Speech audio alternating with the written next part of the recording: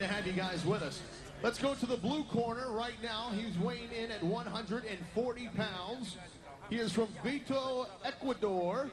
32 wins, 4 losses, and 19 big knockouts. Let's welcome Humberto Toledo. And we go right over here to the red corner. Weighing in at 135 pounds. By way of Washington, D.C. 24 wins, 0 losses, 10 big knockouts. The NABO Junior Welterweight Champion, ranked number 5 in the world, Lamont Peterson.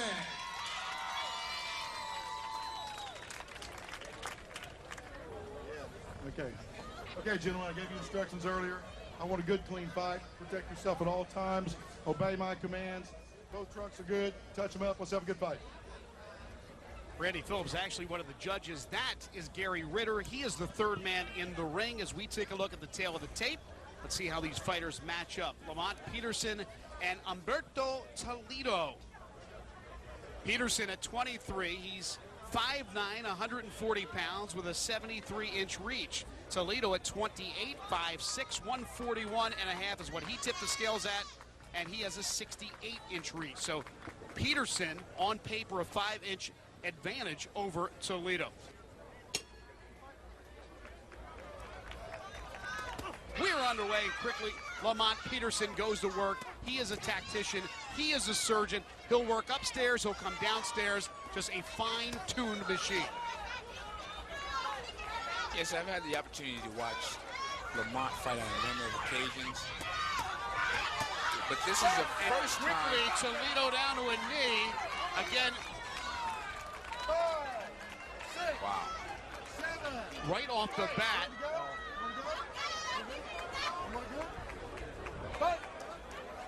And Peterson, a lot of power with the 10 knockouts in 22 fights, and he doesn't want to give Toledo a chance here.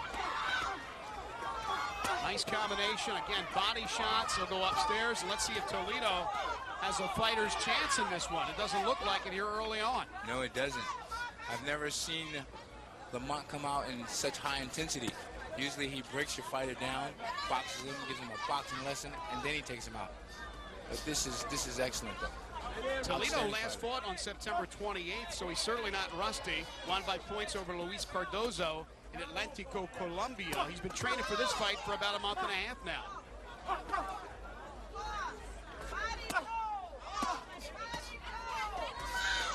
Nice left there by Toledo after a lot of body work by Lamont Peterson. He's like Mako. You know, he'll do a lot of that body work, and then he'll go in for the attack upstairs. Like that. The big left hook from Lamont Peterson. Great analogy. Wow. Lamont Peterson just smiling at Toledo after he got tagged with the right. I think he caught him with a good body punch, left hook to the body. Combination after combination by Lamont Peterson in a very strong first round here on the Turks and Caicos Islands as we make history tonight with the first boxing event ever in this Caribbean, picturesque, beautiful island. Greg Gaston alongside Mark Reels. Well, definitely you can give Humberto credit for his heart. Continue. And down goes Toledo. A series of body punches and punches to the head. Gary Ritter counting it down. It is over. A first round knockout. Lamont Peterson not even working up a sweat here on this tropical island. An easy victory for Peterson, who improves to 23-0, 11 KOs. Meanwhile, Toledo falls to 32-5. And Mark, we were talking before the match, and I think we both expected a little bit more from Toledo. Yes, I had an opportunity to watch him fight former world champion, interim world champion Humberto Toledo, who has an opportunity to fight for another world title real soon. Humberto Soto. Soto from Mexico, I'm sorry. He had great heart, great courage, and he continued on. He was dropped a number of times on the canvas, but he continued getting up. There Well, he goes. not much tonight as you see the power of Peterson.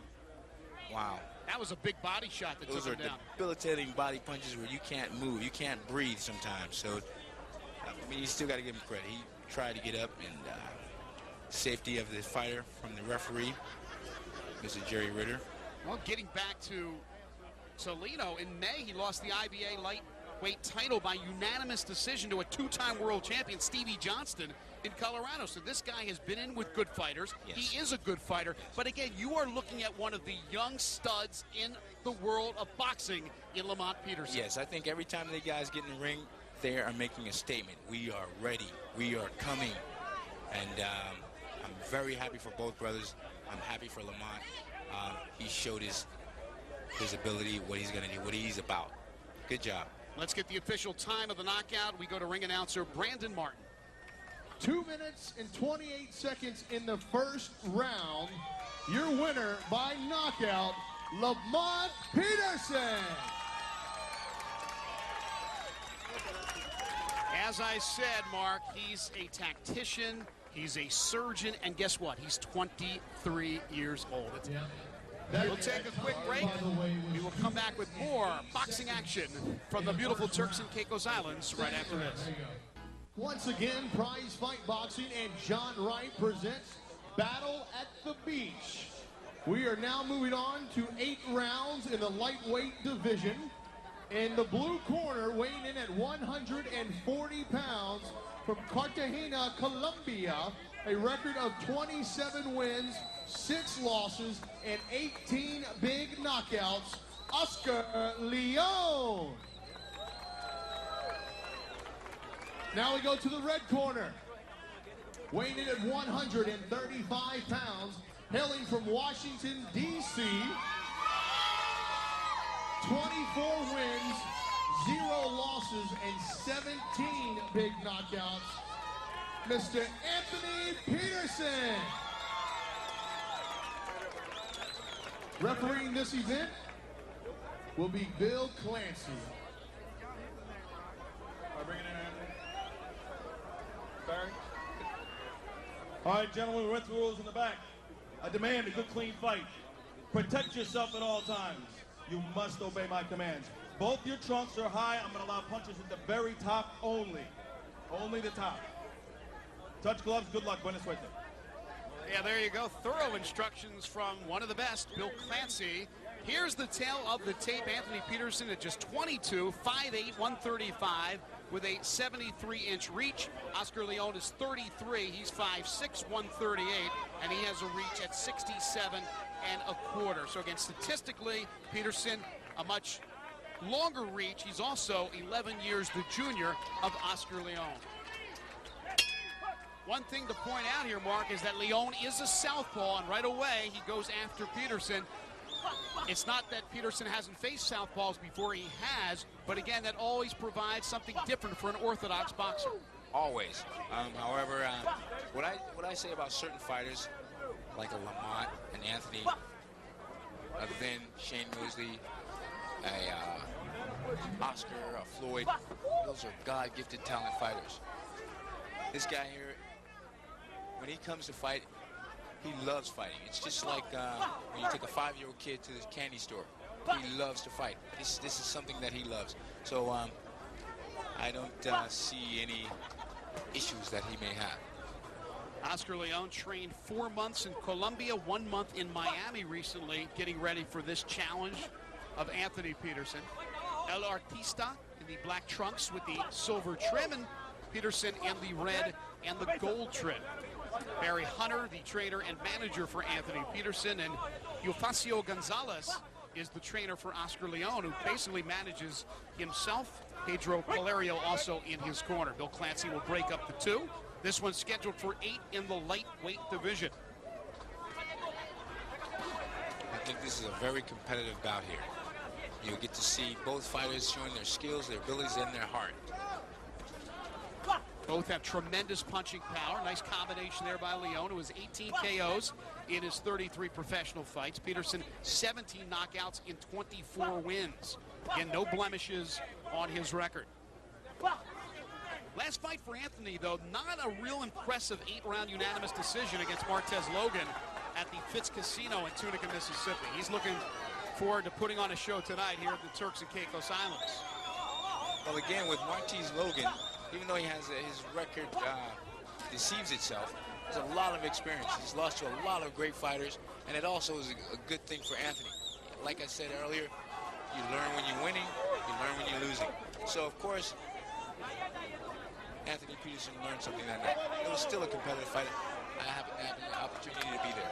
Bill Clancy says keep it up to Oscar Leon. A body shot that was a little bit low. Nice little left hook by Leon here in the first round of this match. Big right there by Peterson, then he followed it up with a left. Yeah, with Leon, he's been in more wars. He's been in the more high-profile fights. So now it's all about his craftiness, and what helps him again is him being a southpaw fighter. 10 seconds to go in round one. You talked about the fight he had with Mashaba in 2006. He lost to Humberto Soto for the WBC featherweight title, losing by a third-round knockout. So there we go, round one in the book. How'd you see round one? Again, with a better fighter than Anthony Peterson, using his abilities, his boxing abilities, accurate punching. I'll award that round to Anthony Peterson. Let's take a look at some of the action from round one. But here you go. Leon threw a left. Wow. Caught him with a right hand, then again countered again with another left hook, and follow up with a jab as always. That's technical. That's textbook boxing right there. After your combinations, come back with a jab. Yeah, and what you won't see a lot from Peterson is single punches. It's normally a combination. He may throw a couple of left or right hooks in succession, 2, 3, 4, and listen to him closely, the way he pop, pop, pop. There's things that'll come out of it. Watch. And listen, folks, to Peterson. Yes. He loves his trade. He loves his trade. Can he block that? That was a left from Leon, but it did not get through. Overhand left. Body shot. Left jab. Left hook. What you don't hear a lot about Peterson, Mark, is the fact that, sure, he's an explosive offensive fighter, but he is a great defensive fighter. Yes. Yes, he rolls with his, what they say, you roll with your punches, so you don't get the full impact of the other guy throwing the punches into you. Again, Bill Clancy says keep the punches up to Oscar Leon. What you normally don't see with a Peterson brother, whether it be Anthony here or Lamont, is them taking the full blunt of a punch from their opponent. They just seem to deflect most of the punches, if not block them entirely. Exactly. Or again, as I mentioned earlier, roll with the punches. That's when the punch is coming with you, you catch that punch and roll with that, with the rhythm of that punch. Nice overhand left there by Peterson. The difference between Lamont and Anthony is that Anthony is more of a risk-taker type fighter. He will take it to you, he'll sit there and take punches and try to get the best out of between the punches. A little bit more flamboyant as well, a little bit more of a showman. Yes. Lamont's a little bit more reserved. Nice Big shot there by Peterson. And Leon backs into the corner now. He comes out with a left and now a right. Again, not much damage to Peterson.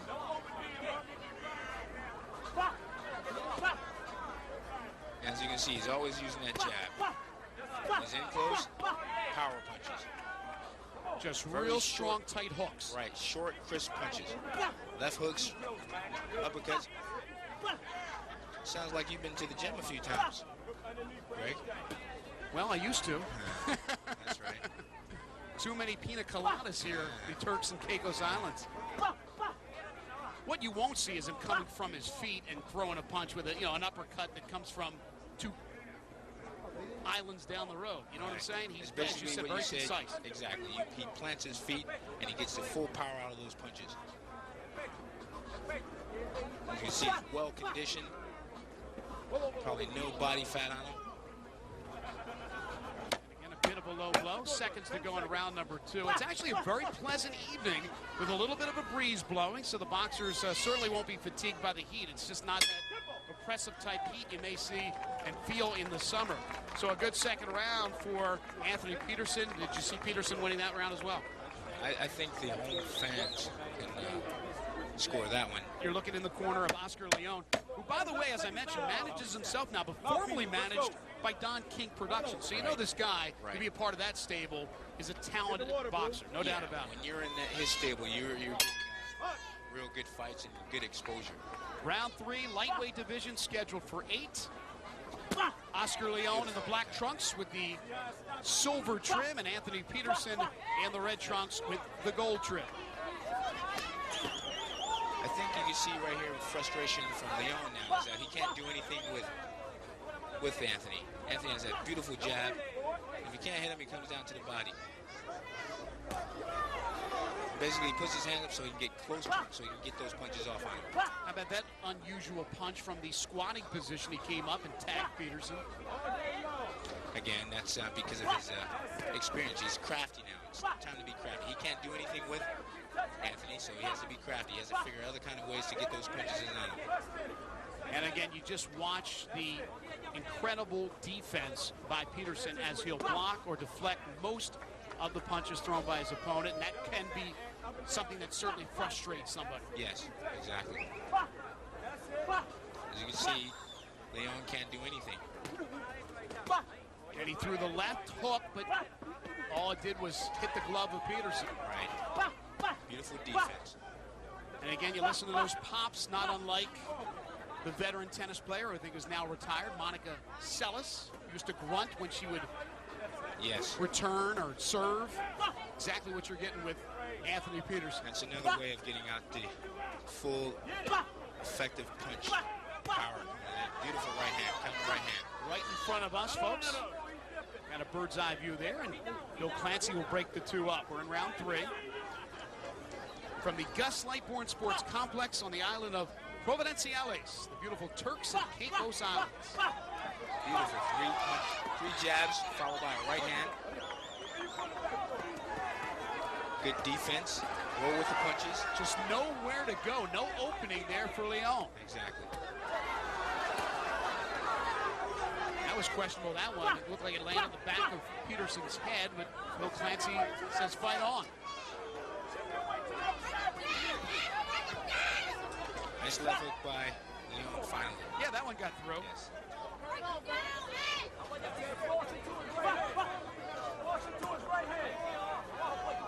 These guys very rarely lose rounds. I don't think they've lost a round basically in their career, professional career. No, not too many. Actually, a little bit of a drizzle now coming down here at the Gus Lightbourne Sports Complex.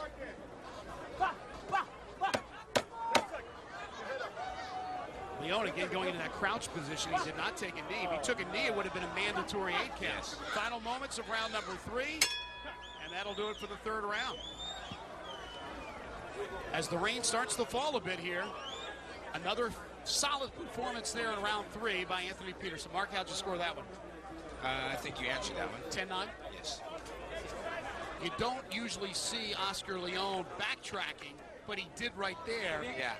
Well, now, again, I'll continue saying that he's a veteran now. He has to be crafty. He knows that he can't use the basics on this kid because he's sharp, he's accurate, so he has to figure out other kind of ways to get his punches in. Round number 4. Out with an overhand hand. Overhand right that again was partially deflected by Peterson, who was ready for it. Yes. If you're just tuning in, round 4 scheduled for 8, the lightweight division. Anthony Peterson, the unbeaten 22-year-old from Washington, D.C., looking to improve his mark to 25-0. He is the current NABO lightweight champion, the #1 ranked lightweight in the world by the WBO. But he's going up against, as Mark has said numerous times, a crafty veteran in Oscar Leon, 27-6. And down goes Leon, but quickly he's back up. However, let's see if there will be some ill effects from that punch from Peterson. That knockdown came down from 2 counter left hooks followed by one another. Nice combination again. You won't see Peterson throw one punch. It'll be a combination or a succession of multiple punches. Leon doing a little bit more moving now. Try to stick and jab and get out of the way. Good body punches from both guys. Left hook. There you go. Good mix-up. Downstairs, upstairs. Exactly. Fans really getting into it now. They sense something here in round 4. Peterson just lightning quick off the draw. Yes. Peterson kind of reminds me of a young Shane Mosley when he was the IBF lightweight champion. Another vicious body attacker, and that's how he won most of his fights, by the body. Now they call Leon El Artista, but Peterson to me is an artist in the ring. Yes. Whether it be offensively, defensively, he's just an amazing boxing prospect, already a champion, but with still big fights down the road to come, and only 22, which is absolutely amazing. Leon is in big trouble here against the rope, right in front of us, and tries to fight back the 33-year-old veteran. Greg, I got to correct you. As a fighter, when you turn pro, you become a prospect. Prospect, you become world contender. This guy, Anthony Peterson, is a #1 rated, world-rated contender. So his next level of being fighting for a world champion and becoming one. He is just about there. You're absolutely right. But we know he's had some big fights. He's got some super fights still to come. Yes. Just amazing how much these guys, these young men, both Anthony and Lamont, have progressed at such a young age. Final moments of round number 4. Leon trying to fight back. Looked like he was in trouble there in round 4. But he survives to continue in this scheduled 8-rounder. How'd you see that one? Dino, Well, this round right here, you can be close to calling it a 10-8 round. Please report to the ring. You have a choice of calling it a 10-8 round because he took so much punishment from Anthony. But I'll be nice and call it a 10-9 round. 10-9 round. Oscar Leon there in the corner getting worked on by Facio Gonzalez, his trainer. Pedro Valerio also in his corner. Underneath. The uppercut will stand him up, then it'll set him up for the brick hook of yo. Don't let him get comfortable, man. Keep touching him. Once you get there, just keep placing your hands on him. And there you go, words of wisdom from Barry Hunter in the red corner with Anthony Peterson. He said, don't let him get comfortable. Keep putting your hands on him. Exactly. Just keep that pressure on him, keep him uncomfortable, as he said, and eventually it's going to happen. Round number 5 in the lightweight division, again scheduled for 8. A wild overhand left there by Leon that missed badly, but a nice little combination, and he stuck the right. Yeah, Anthony is not a big puncher. He doesn't have knockout power. He just, as you can see, continues throwing punches and wearing them down with those accurate, hard, effective punches. A lot of puffiness under the right eye of Leon. And again, as you can see, Oscar Leon is on the run, coming with a nice counter left hook. He walked right into that, Mark. Yes, he did. Again, Oscar Leon has a lot of heart. Doesn't give up. Beautiful body.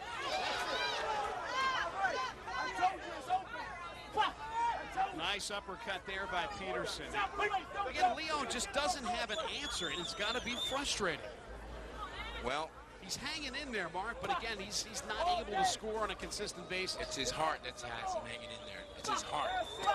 Big right, and down goes Leon. He shakes his head. He knew he got hit with a big right there, but he's back up and looks like he's ready to run. Wow. Let's see if Peterson goes for the kill here in round 5. Wow. Look at that. And down again goes Leon. He caught a big right for Peterson.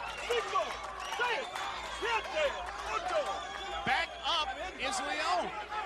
He will continue. You got to talk about the game and how much of a gamer he is. But can he survive round 5? The corner of Anthony Peterson saying finish him. They want it done now. Yeah, but at the same time, you can see the comfortableness, look at this, man. Wow. Down goes Leon again.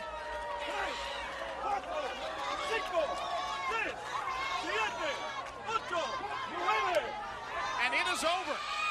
Bill Clancy stops the bout after 3 knockdowns in round number 5 as Anthony Peterson improves to 25-0, 18 knockouts. You know, Mark, heart can only take you so much. It'll usually keep you in a fight. He showed a lot of heart, Oscar Leon, but when it comes down to it, he's facing, as you said, hey, no longer a prospect, one of the fine young boxers in the world. Well, let's take a look at some of the action from round 5. Again, 3 knockdowns. This is the first one. Beautiful body punch, coming back with a nice right hand, and down he goes. Let's get the official time of the knockout as we go inside the ring. All right, ladies and gentlemen, 2 minutes and 14 seconds into round number 5. Your winner by knockout right here, Anthony Peterson. So there's your winner, Anthony Peterson. And Mark, he gets a good workout. He gets 4.5 rounds, almost 5 full rounds against a veteran like Oscar Leon. And that's certainly good for Anthony Peterson. Always. You know, you can't, now that he's #1 in the world, a lot of fighters back in the day, they would just wait until they get their opportunity. But that's not a good thing to do. You want to stay busy, so when it's time to get in the ring, you are comfortable in the ring. The arsenal of Peterson, though, is amazing. You didn't see a lot of uppercuts in that bout, but you saw one there to wrap it up in round number 5, and that's after Leon exposed himself because he was trying to do something offensively after getting knocked down twice, was frustrated, nowhere to go, and there comes Peterson with a big uppercut to end this fight.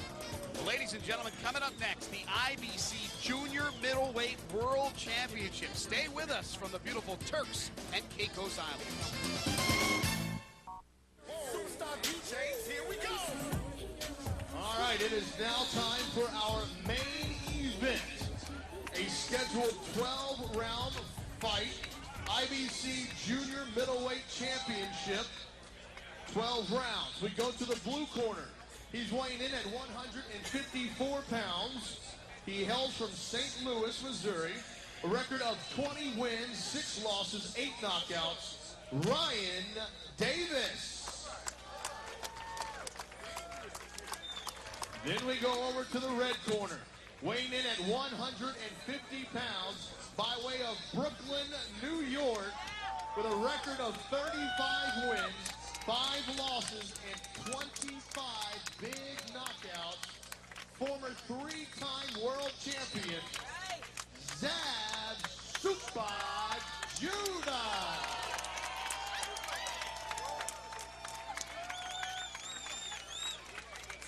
All right, good luck, guys.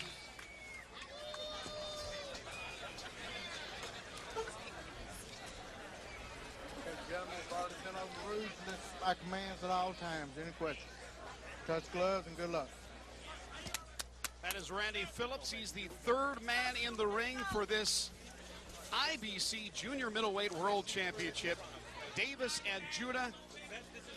Let's take a look at the tail of the tape and see how these fighters match up. Zab Judah, 30 years old, 5'7", 150 pounds with a 72-inch reach. Ryan Davis is 29 years old. He's 5'8", 153 pounds. He also has a 72-inch reach. Judah lost to Miguel Cotto in June at Madison Square Garden in an epic battle for the WBA welterweight title. He's fought a couple of times since and is slowly getting back to where he wants to be. Won a unanimous decision over Edwin Vasquez on September 7th at the Hard Rock Casino in Biloxi. Davis has not fought since June 15th, a unanimous 6-round decision over Abraham Bruno in Youngstown, Ohio.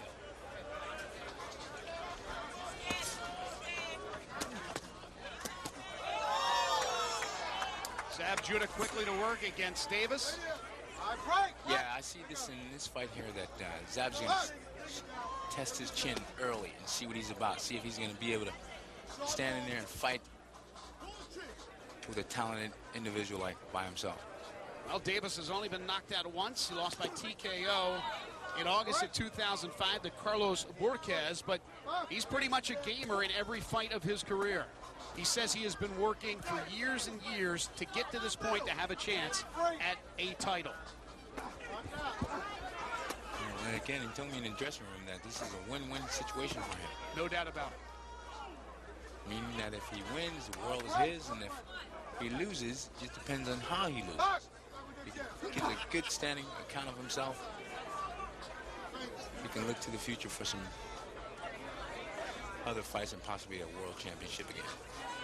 One thing about Davis is he comes into this bout not with a lot of momentum. He has dropped 3 of his last 4 bouts. Little feeling out process here in round 1, again scheduled for 12. Greg Gaston and Mark Reels with you from beautiful Providenciales on the beautiful Turks and Caicos Islands. Just a wonderful country. Nice little uppercut there from Davis, but not much damage to the very fast Zab Judah, who has power and speed, and that's what you need to be successful in the boxing world. Yes. I think you mentioned on his Davis's last fight, Ryan Davis' last fight, his last few fights, sometimes you fight to the level of your opponents, and here he is right now. He's looking really good against a world-class fighter here. Sometimes he's in there with a real good fighter, so he's stepping his game up right now. He knows what he's in the ring with. Big right there by Judah, and Davis tripped a little bit. There was a great combination by Judah, and Davis kept coming. I mean, a right left, and I thought Davis might go down, but he has a tough chin as he stayed right up there. Well, those last 3 months of hard training, he's ready. Judah with combination after combination, and Davis is no doubt hurt, and then he slips, and he is bloody. That'll do it for round 1, but Ryan Davis got caught with a barrage of punches from this guy right here, Zab Super Judah. That's his trainer, manager, slash his father, Yoel Judah, talking to him. And First Lady, thanks so much. All right, relax. Great first round for Zab Judah, and Mark, you'll be scoring the match throughout. Yes, I will. See some of the replay. With a counter right hook, caught him off balance. Come see it here, you'll go. Ready? Boom. And he keeps coming forward and gets drilled again with the left. See, the thing is with fighters, Zab Judah's a southpaw. All of his career, his amateur career, he's been fighting orthodox right-hand fighters. Right.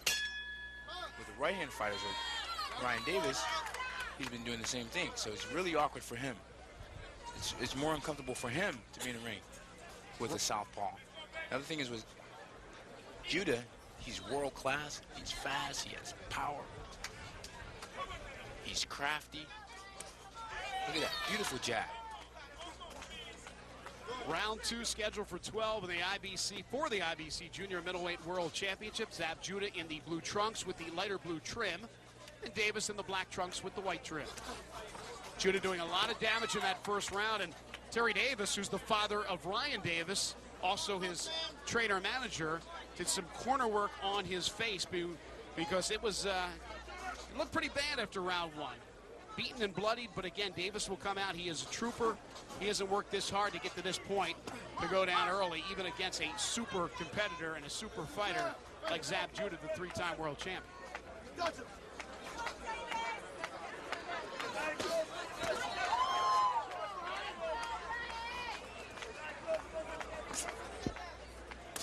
Judah is a stalker. Again, a nice right jab, and then he got out of the way. Southpaw and that speed is what is neutralizing any of Davis's abilities. He's working behind the jab, up the head, downstairs, nice counter left hook to the body. Good sportsmanship. Right now, Davis on the defensive, and again, he caught a left from Judah. He's got to find a way to get in there and score with some punches, but right now, he's on the defensive. Zab Judah, as he does an awful lot, will talk a little bit to his opponent. It's a mental war game. They say in boxing, it's 98% mental and 2% physical. So he's kissing at him. Well, again, that's typical Zab Judah. He's going to have a good time, sometimes at the expense of his opponent. Yes. And you got to give a lot of credit to Davis. He has heart. He knows who he's in the ring with. Well, he's hoping to have more than heart. He's hoping to shock the world, but it's awfully tough against a guy like Zab Judah. Yes. It starts to sprinkle a little bit here at the Gus Lightboard Sports Complex where we are. On the island of Providenciales, in the Turks and Caicos Islands. Just a beautiful area. Enjoying boxing for the first time ever. I think Davis is doing just what he's supposed to do. Take it to him. He seems like he's a bigger kid than Zab. And instead of trying to box him, he should be the bull. And that'll do it for round 2. Another good round for Zab Judah.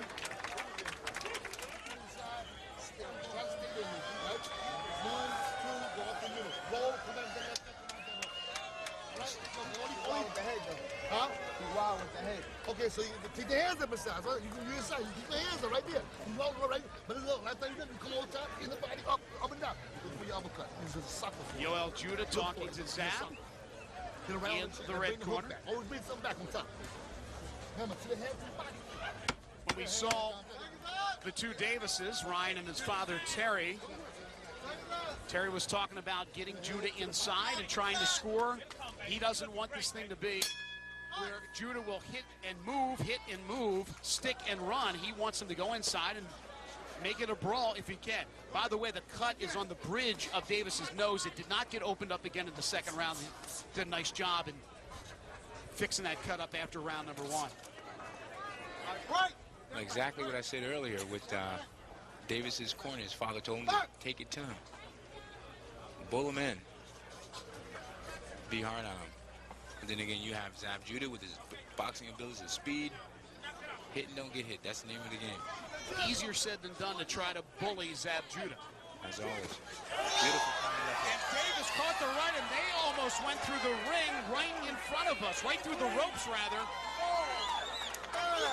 A mandatory 8 count to Ryan Davis. Judah and Davis almost came through the ropes right on top of us. Caught him with a counter left hook.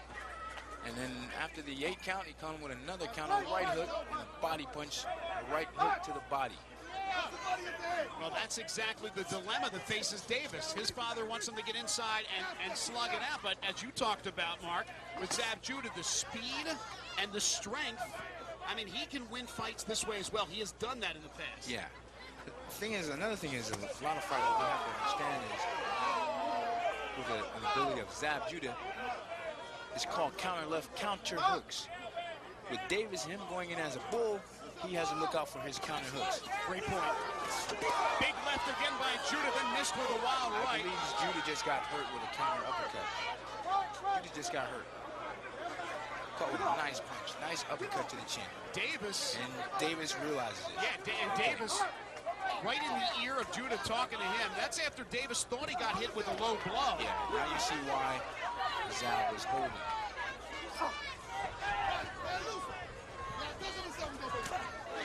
Big right by Judah, but a nice right by Davis. Oh, another Big beautiful right by Davis, and Judah almost went through the ring. How about Davis fighting back? What do they say about a wounded animal?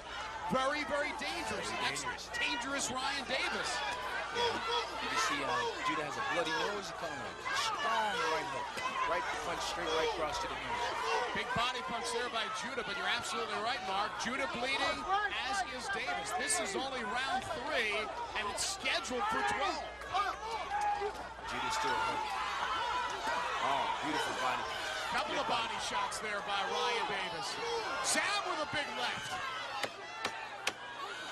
Final seconds. We got us a fight now. Oh, wow. Absolutely. Final moments here of round number 3. You got to give a lot of credit to Ryan Davis.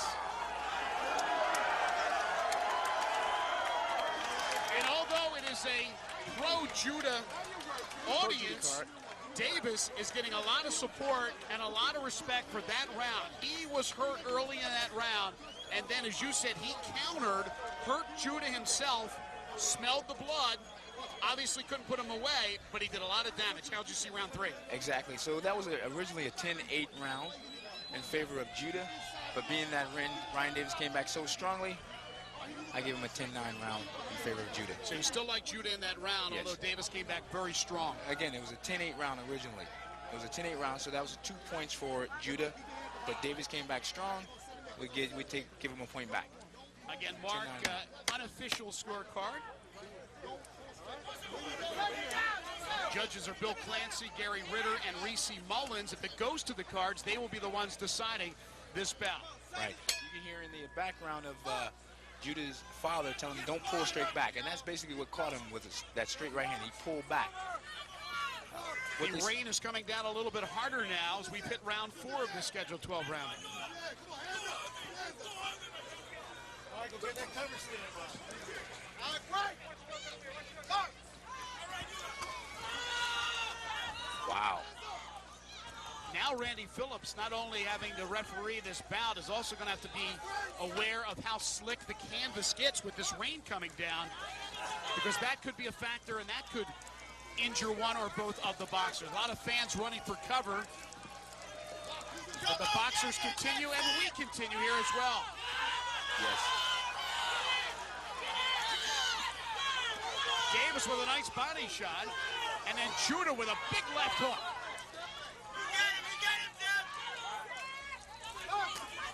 Judah with a right. And a big left there by Judah. He comes back with a right.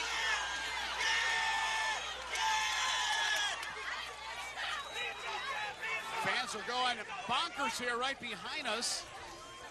With a nice combination was Judah, but Davis hanging in there. I think what Judah has going for himself right now is those counter left hooks. Anything that he throws at me, he goes behind Davis with counter left hooks, right hooks. And that was a beautiful combination flurry by Davis. I'm sorry, by Judah. Once again, Judah in the dark blue trunks with the light blue trim. And it's Dangerous Ryan Davis out of East St. Louis in the black trunks with the white trim.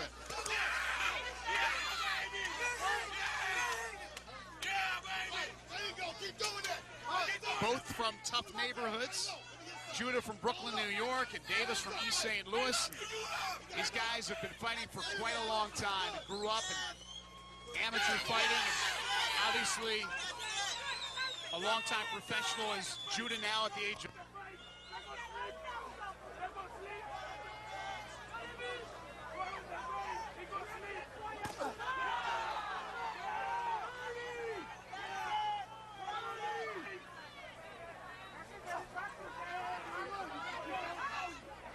This rain is coming down pretty good. It's coming down very hard. We got us a good fight in the rain. Judah still bleeding a little bit, and Davis's cut, which is over the bridge of his nose, has opened up a bit as well. 10 seconds to go in round number 4. Both fighters slowing down a little bit in the 4th round after that big 3rd round. And that'll do it for round 4. I got to give that round to Mr. Davis.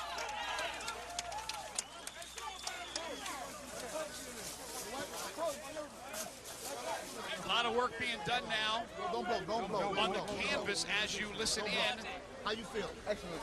All right, To yo, Zab keep Judah. your hands up, Zab, and yo, keep boxing. Everything gonna come to you. Don't rush. Listen. Concentrate. Up, pop. When you get inside with it, you win it. Keep your hands up. Here we go as we look back around right here 4. with Right? Davis coming with a right hand, and Zab Judah following up with a counter right, counter left, and then follow up another right hook. And then you go with Judah coming with combinations, right, lefts, another right. You gave that round to Davis? I awarded that round to Davis. Let me ask you this, Mark. When you're a great fighter like Judah, and you've thrown out a lot, and you see your opponent still standing, is that frustrating? No. It shouldn't. He's a veteran now. He's been in the ring for a while. He's been a professional for the past 10 years now, 11 years. He's also an outstanding, accomplished amateur fighter, so he knows the game. Round number 5.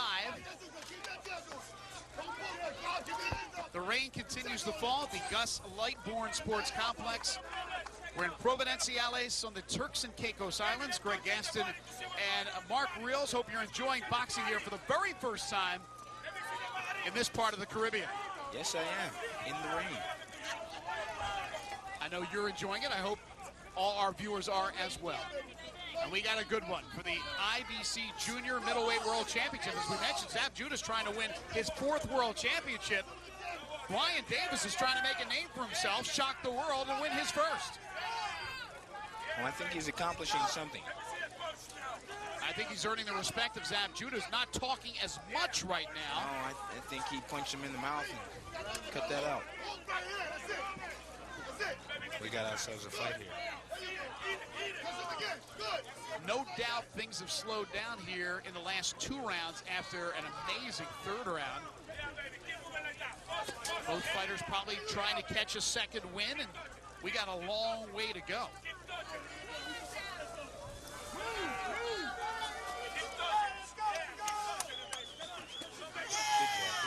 He jabs. Nice crowd on hand, although a lot of seek shelter. Very boisterous crowd here. There you go, coming back strong with Davis. Randy Phillips will step in between the 2 gladiators.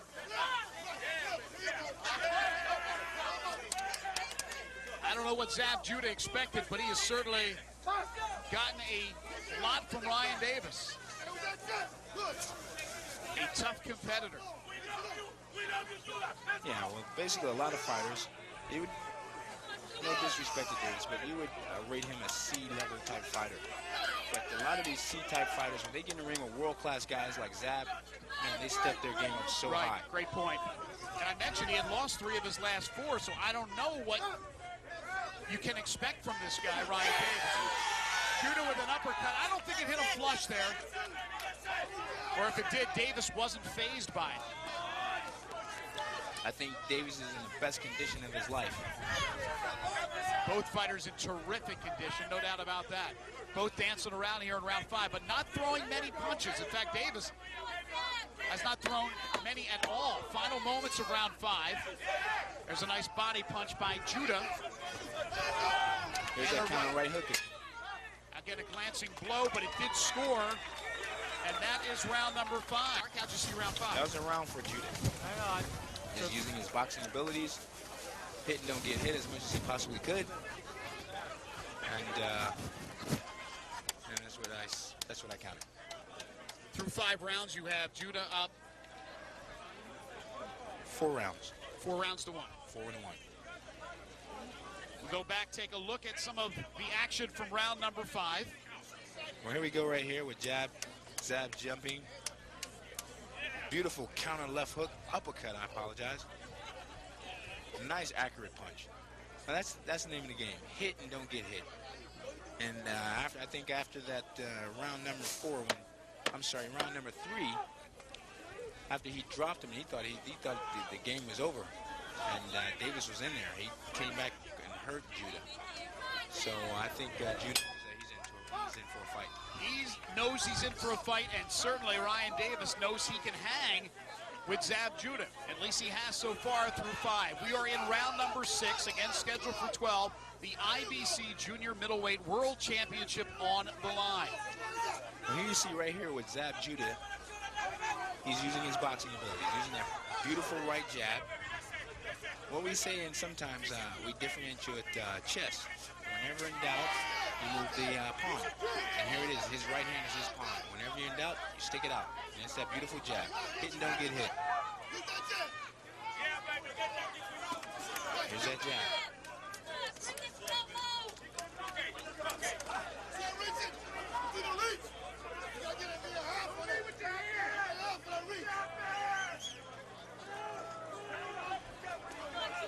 Remember, these are all points here. These jabs are points. He hasn't thrown one power punch yet. And that's the sign of a good boxer, using that jab. The blood continues to trickle down from the bridge of Ryan Davis's nose. And down goes Davis, and they say, no, it's a slip. It's a slip. And you can understand why.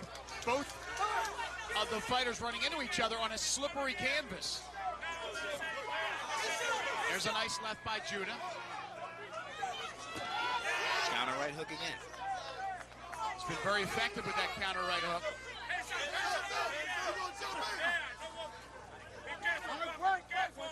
Randy Phillips will break up the two. Davis needs to start getting more active right now. He hasn't been that way the last couple of rounds. Yeah, he has to step it back up again. He's going to get lulled into sleep. And this is another thing. When a lot of fighters, when they're fighting and they're not moving around, not throwing any punches, they can get lulled to sleep. Lulled to getting knocked out. When we peeked in on the blue corner a couple of rounds ago, it was his father, Terry Davis, his trainer-manager, who said, you got to go in and try to duke it out with Zab. You got to stay in close quarters. And then he was very effective, as we remember. Exactly. But not the last couple of rounds. Exactly. He hasn't thrown many punches. That was round 4. Round 3, I'm sorry. Round 3 is when he took the fight to Zab. He had some success. But right now, this is not good for him. He's in there with a polished fighter who can box, who knows how to use the ring. And here he is right now. He should be throwing punches. He should be throwing punches. Judah missed with the right. And Judah's bleeding once again. Seconds to go in round number 6. A fairly inactive round until these final seconds, and a nice flurry there by Judah. A couple of shots after the bell.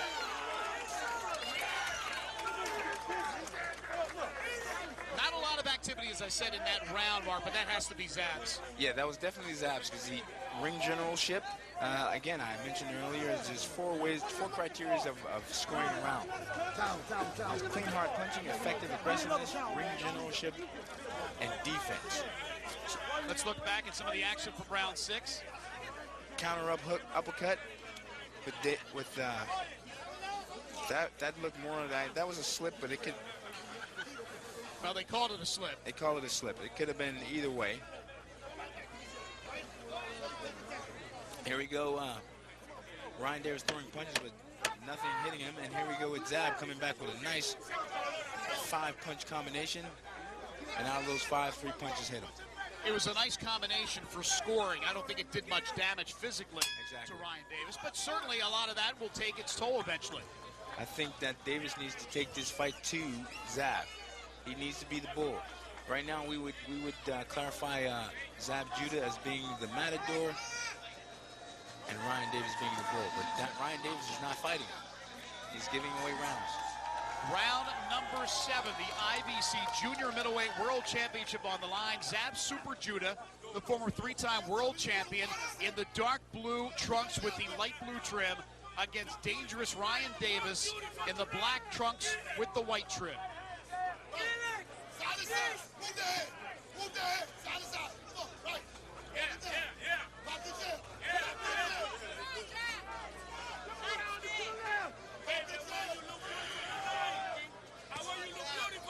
Zab seems to be showing a lot more patience than he did early in the fight. Yes, he did. Had round 3 again. He realized he was in a fight. He got caught with probably being careless, and now he knows he's still in the fight. Now, even in the first couple of rounds, he came out on a mission maybe to get an early knockout. Right. You're right, the third round knocked some sense into him literally, and now as he knows he's in a fight, he's going to be a little bit more patient and cautious. Yes. I'd like to see a little more activity from Ryan Davis, though. Ryan Davis needs to change his technique. He needs to take this fight to Zab. Instead of going on a back pedal, that's going right in Zab's hand. I agree. I hope certainly he's not satisfied. I don't think he is by any stretch of the imagination, but satisfied that he knows he can fight Zab Judah, he can hang with Zab Judah, and maybe even go the distance. But he's got a crown on the line. He's going to need to step it up to take that crown, and you think he wants to.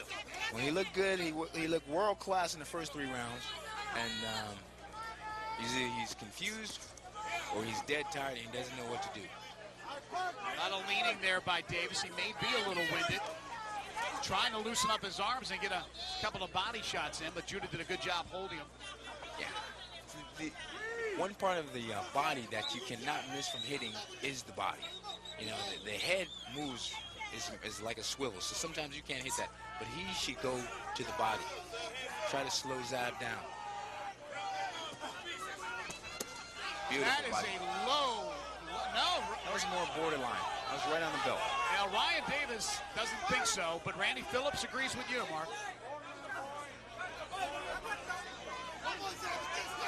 Those are really good, strong point body punches. Final seconds, round number 7. Judah with a nice left, and again, like he did last round, he ended this round with a nice little flurry, although that one only a couple of punches, but maybe enough, again, to win the round. Yes, he's the more busier guy. He's throwing the punches, he's more accurate than Davis. Everything that Davis is throwing, he's missing. I think that he should go to that body. Here we go again to the round body. 7. On an angle, here we go, right on the belt line. Right on the belt line with a cup right under there. So it was really no effect. And again, the referee saw what I saw. There you see some of the crowd on hand. Nice crowd. Again, a lot of folks, though, scurrying when the rains came down. Doing a nice job here in drying up the canvas as it continues to rain, although it has slowed down quite a bit now. Hopefully it'll be gone for the rest of this bout. We're in round number 8, IBC Junior Middleweight World Championship from Providenciales on the beautiful Turks and Caicos Islands. Greg Gaston and Mark Reels with you. Hope you're enjoying this great boxing action with the 3-time world champion Zab Super Judah in a tough battle against Ryan Dangerous Davis with a crown on the line. Judah trying to win his 4th world title. He's got a nice following here in Providenciales. Big uppercut by Judah. Nice combination. I think what we're going to see, unless Ryan Davis changes his tactic, he's going to be a punching bag for the rest of this fight. He's not a boxer. He's not a boxer. He should be doing what Zab is doing. That was another good body punch. Right on the borderline. Randy Phillips says continue. He's not buying into Davis, saying that was a low blow. That's the 3rd time he thought it was a low blow, and the referee disagreed with all 3. You know, Mark, I think he made a great point right now. I think Judah is sensing that Davis either has nothing left in the tank, he's not coming at him, so now maybe is the time to seize the moment. Yeah. He's going to be a punching bag for the rest of the night, or he has to change those tactics. Big right there by Judah. Davis blocked that combination for the most part, but Judah now starting to feel it a little bit. A lot of times when you see a fighter hitting another guy like so flush like that, it's either the fighter, the guy who's inflicting the damage doesn't have any punching power, or the other guy is in top condition. When you see a fighter go take an 8 count, go down, and get back up, he's in top condition. Davis scored with the right, but again, just a glancing blow. Just waiting for this guy to erupt again like he did. It seemed to be that when he erupted, Mark, was when he got hurt by Judah. Right. Maybe it takes a Judah flurry here to wake up Ryan Davis. That happens a lot. That happens a lot. Oh, my goodness, I got hit. I need to wake up. I need to get busy here. He's been pretty inactive the last 4 rounds.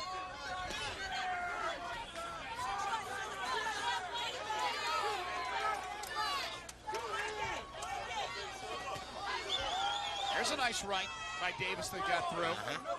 Let's just see if he can keep doing that. He needs to go to that body. I think looking at his style, the way he fights, he should be taking it to this guy's body.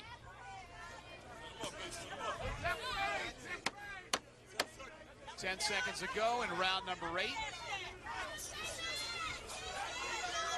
Again, about 5 straight jabs that all missed. That's the speed of Judah. That's the one thing you have to certainly take into consideration. We know the power We know the craftiness, but the speed is also a problem for Ryan Davis, who has to try to chase him down in the final 4 rounds because he's starting to lose control of this fight. He was at least hanging in there. He wasn't winning necessarily rounds, but now he's just losing this fight round by round by round. It's a slow kill. Yes, exactly. I think that his corner should be telling him to go to the body, cut the ring off, let it all go, let it all loose. Yeah, you're quick enough to put him in there, then bring him home, then roll. Or you uppercut. You put him in there, uppercut, and then roll. The very colorful Yoel Judah talking about uppercuts for his son, Zab. Super Judah Productions, John Arthur assistant. Cut man is Kelvin Jones. Catherine Judah also, she's the second in the corner. She's involved with the boxing career of Zab as well. And of course, some of Zab's brothers are in the boxing game. We are in round number 9. Dangerous Ryan Davis trying to pull a shocker against Zab. Super Judah, the IBC Junior Middleweight World Championship on the line. Randy Phillips, the third man in the ring. Rain has pretty much subsided now in Providenciales. Yeah, you can see Zab coming back with a double jab consistently. And the bottom line, again, is the game is hit and don't get hit. Whenever you see that Ryan comes to Zab, Zab moves to the side. And he shouldn't go back. Because when he went back in the 3rd round, that's when he got hurt. Again, I bring up the question mark. Is Davis content with just going the distance against a 3-time world champion, or can he reach down and find something to take him over the top and do what he's yearned to do for years and years, and that's win a world championship? Well, there's only one person that can answer that, and that is him. You know, it's definitely a point on his record to say, hey, I went 12 rounds with Zab. But when you got a good chance to try and win, I would try my damnedest to do that. Give it all you got, certainly. And, you know, Judah wants a knockout in front of this partisan Judah crowd. Davis with a nice right. Here we go. Yep. And this is what he should be doing 3 rounds ago.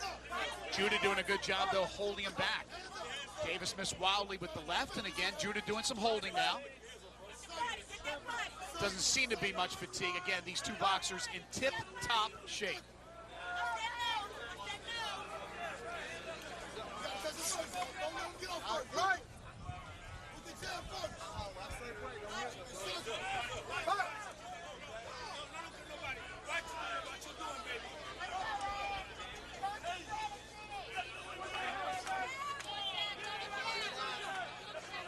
Good movement here from Zab Judah. Yes, good head movement. There you go again with the counter right hook. Yep. Got the right, got out of there. No Double damage. jab. Judah's doing a great job of ducking the blows thrown by Davis. Davis is trying, but Judah just too quick on the trigger, and he's getting out of the way very nicely. Final seconds of round number 9. Davis is hanging in there, but does he have enough to come up with something big over the course of the next 3 rounds if it does go the distance? Well, that was a much more competitive round coming from Davis this round. I don't think it was enough for him to win that round. Right, I agree.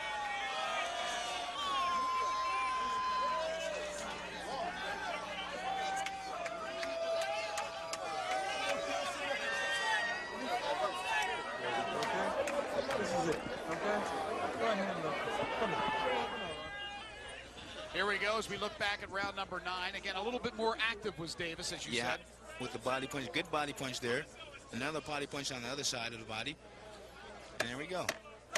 But if he can get that guy, get Zab in the corner and work and be a bit more effective on the body, he'd probably be a bit more successful.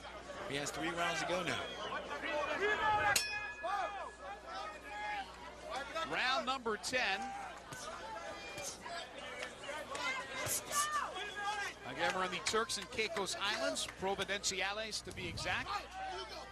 The IBC Junior Middleweight World Championship on the line. Round 10 scheduled for 12. Zab Judah in the dark blue with the light blue trim. Davis with a nice right there. He's in the black trunks with the white trim.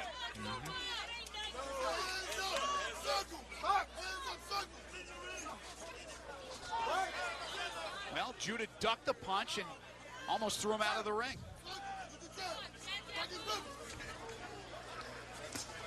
I think even though Ryan Davis hasn't been as effective the last few rounds, we still got a good match here. It may only take one big flurry here, Mark, to turn the tide. No doubt about it. Davis, is he capable of doing it? That's the question. Seems like he has saved a lot in the tank because he certainly didn't overdo it the last few rounds.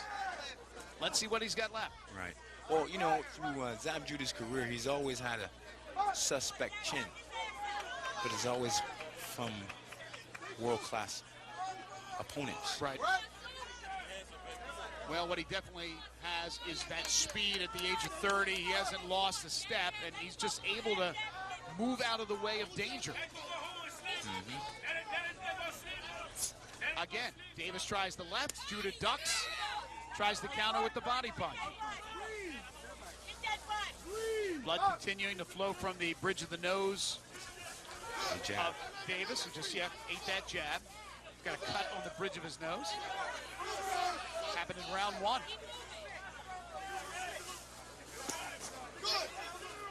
There you go. Come on, keep on it. Come on, baby. Don't let him get a chance. Don't even let him.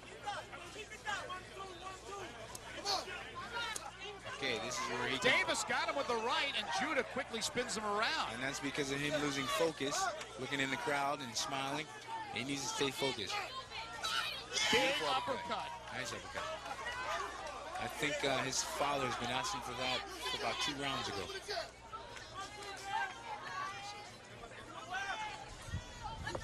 Davis with a nice right there. Off the break, tried the left and was blocked by Judah.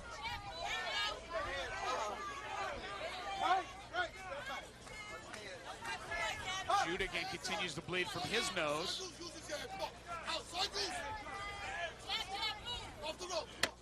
10 seconds to go, round 10. These two gladiators have certainly been in a war. Randy Phillips will break the 2. You're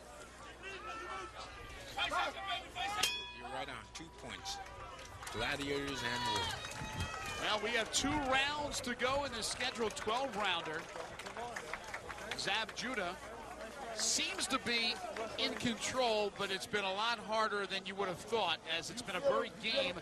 Ryan Davis, they call him dangerous. How dangerous will he be in the final 2 rounds? What does he have left in the tank? Well, hopefully we'll see you now. I think, as we say sometimes, you're going to need to put his balls on the table and just take it to him.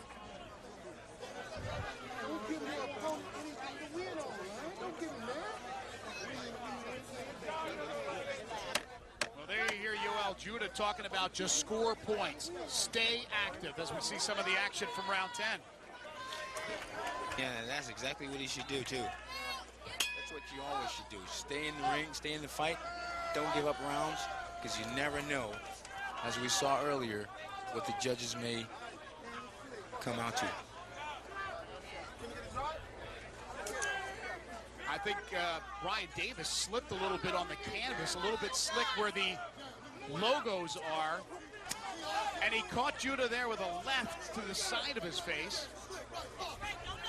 Not a lot of power behind that punch, but again, he scored the point.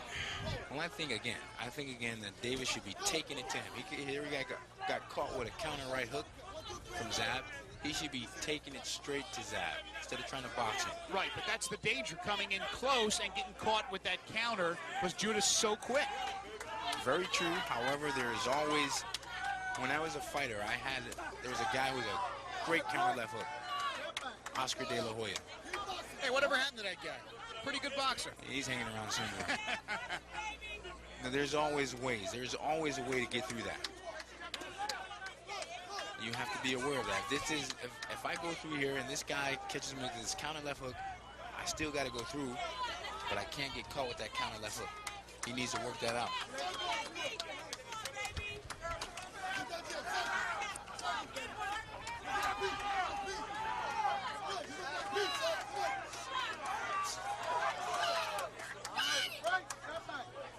Most of the fans have hung around through the rain watching this IBC Junior Middleweight World Championship. We're making history tonight. The Turks and Caicos Islands, first professional boxing card, and hopefully one of many to come. Well, I think one of the main reasons why they did stay is because this is a really good fight. No doubt about it. Davis caught him with a left and showed a little speed there, caught Judah by surprise. Well, again, you gotta give credit to Ryan Davis. He's in the ring with a world-class fighter, and he stepped up to the game. Judah with a couple of body shots.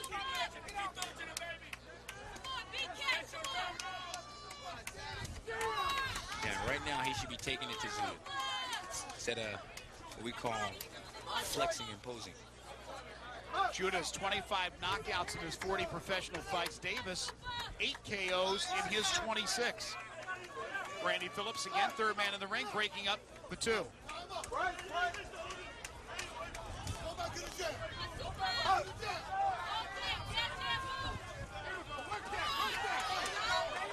Couple of rights there in succession.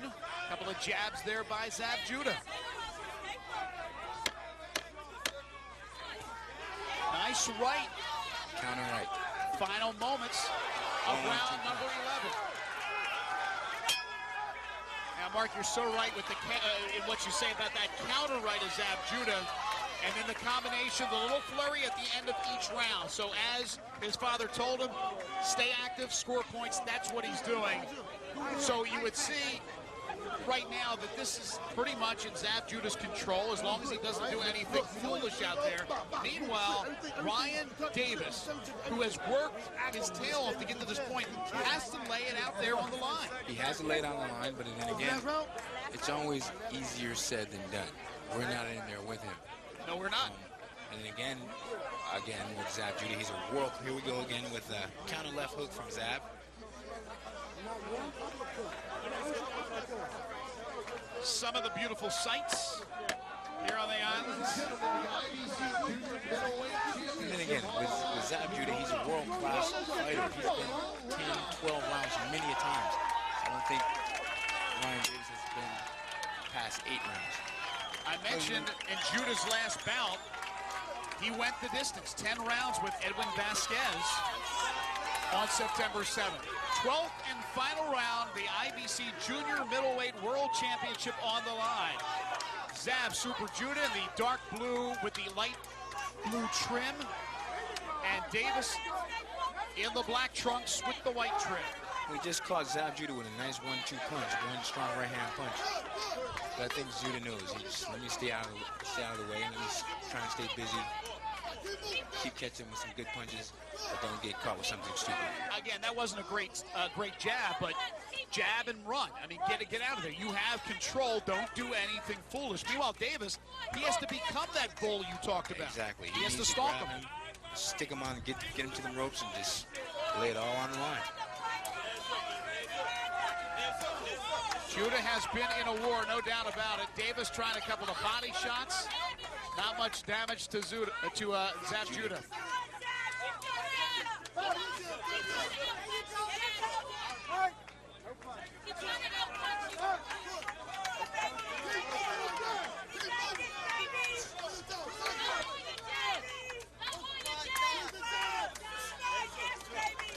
That right hand should have been an uppercut from Davis.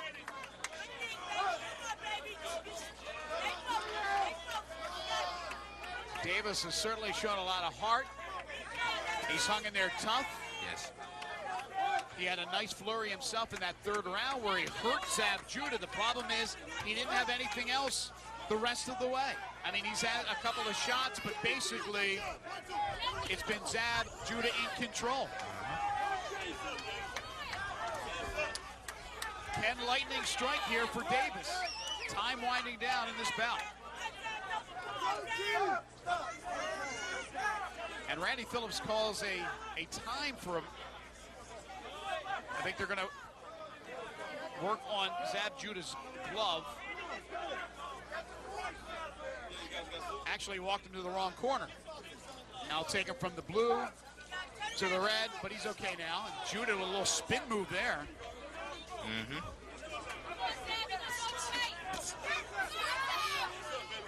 And you see Judah, because of his experience, he still looks really fresh in round 10.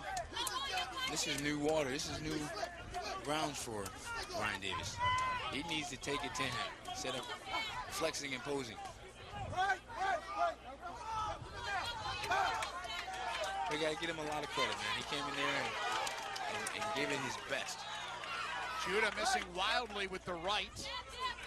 And that's when you got to be ready for a counter. And Judah goes down, but he definitely slipped here with 10 seconds remaining. And again, a slick canvas as we've had a lot of rain throughout this bout. And that will do it. 12 rounds, an exciting bout. The IBC Junior Middleweight World Championship. But as you said, Mark, Zab Judah on the shoulders of his father. And again, you never say never until you hear what the judges have to say, but you got to think he has won this title. But as you said, Ryan Davis, hey, this is a feather in his cap. Good things to come from this young fighter. I believe so, and I would hope so for him.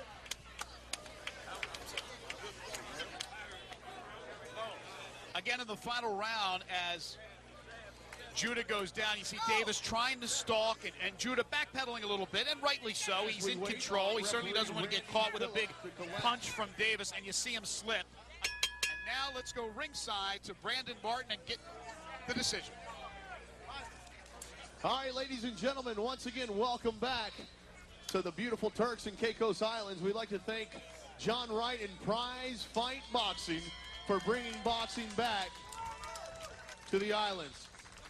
All right, let's go ahead and look at the judges' scorecards. Judge Bill Clancy scores it 119-109. Judge Reese Mullins judges it 119-109. And Gary Ritter scores it 118-110. Ladies and gentlemen, by unanimous decision, and the new IBC Junior Welterweight Champion, Zab Super Judah. Well, it's certainly a very happy crowd here at the Gus Lightbourne Sports Complex in Providenciales in the Turks and Caicos Islands, as Zab Judah, who had the partisan crowd on his side, he wins his 4th world title. Well, Mark, what a world championship bout it ended up being. I don't know what Zab Judah expected, but he certainly got everything from Ryan Davis and then some. Yeah, Ryan Davis stepped up to the plate. He came out. He knew who he was in the ring with. However, you got a world-class, exciting fighter in Zab Judah. He did what he had to do. He's world champion again. Yeah, and if you're scoring at home, that's 4 world championships now for Zab Judah. As far as this boxing event is concerned, history made on the Turks and Caicos Islands. They've never hosted a boxing event. How do you think it went? I think it went really well. You had other three world-class fighters in the Anthony Peterson brothers, Rayanta Whitfield. They did an outstanding job. Turks and Caicos, they were treated really well tonight. Prize Fight Boxing, we certainly want to thank them for putting on the show. Everybody here involved with the fight. Also, everybody out there for watching. We certainly appreciate it. For our entire production crew, for Mark Reels, I'm Greg Gaston. Good night, everyone.